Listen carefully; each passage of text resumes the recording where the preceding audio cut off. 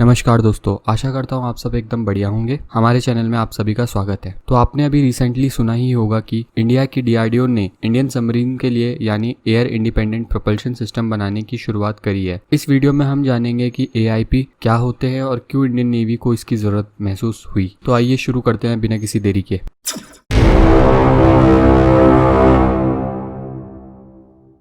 तो सबसे पहले हमें ये जानना बहुत ज़रूरी है कि सबमरीन किसी भी नेवी की बैकबोन होती है। इसलिए आज की डेट में ज़्यादातर कंट्रीज अपने सबमरीन्स के जखीरे को बढ़ाने की कोशिश करती है। सबमरीन्स को एक साइलेंट किलर भी कहते हैं। अब सबमरीन्स को बेसिकली दो तरीकों से पावर अप किया जाता है। पहला तो ट्रेडिशनल मेथड है डीजल इलेक्ट्रिक इंजन की मदद से, और दूसरा न्यूक्लियर रिएक्टर की मदद से। आज की डेट में China, France, India, Russia, United kingdom और यूनाइटेड स्टेट्स ऑफ अमेरिका के पास ही ऐसी सबमरीन्स है जो कि न्यूक्लियर पावर्ड है। न्यूक्लियर पावर्ड सबमरीन ज़्यादा पावरफुल और इफेक्टिव होती हैं, मगर उन्हें बनाने और मेंटेन करने का जो खर्चा है वो हर कंट्री अफोर्ड नहीं कर सकती। अब देखिए, हमारी जो ट्रेडिशनल सबमरीन है यानी कि डीजल पावर्ड सबमरीन्स, उनमें एक दिक्कत यह है कि उनकी बैटरीज को चार्ज करने के लिए बार बार सरफेस में आना पड़ता है, या फिर वो एक टेक्निक का इस्तेमाल करती हैं जिसे स्नॉर्कलिंग कहते हैं। इसमें क्या होता है कि आपकी सबमरीन सरफेस से थोड़ा नीचे रहती है, मगर ऑक्सीजन गैदर करने के लिए सिर्फ एक स्नॉर्कल को सरफेस से बाहर निकाल कर अपना काम कर सकती है। अब इसका नुकसान ये है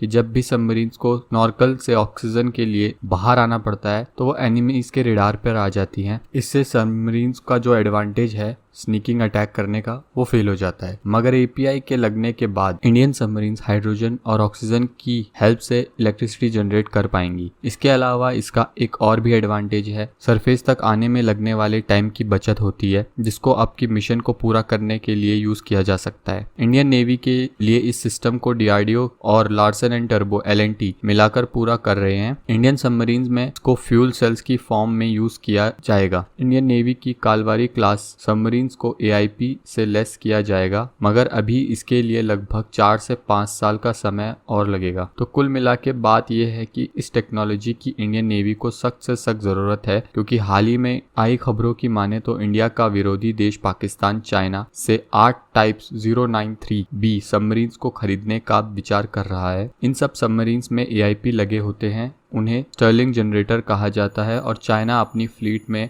भी इन्हीं का इस्तेमाल करता है। तो उन्हें काउंटर करने के लिए और इंडियन नेवी ओशन में अपने डोमिनेंस को कायम रखने के लिए इंडिया के लिए बहुत ज़्यादा ज़रूरी हो जाता है इस टेक्नोलॉजी का इंडिया के पास होना। उम्मीद करता हूँ आप सबको ये वीडियो पसंद आया होगा। अपने विचार हमारे साथ कमेंट में ज़रूर शेयर कीजिएगा और हमारे इस चैनल को सब्सक्राइब करना ना भूलें। जय हिंद, जय भारत।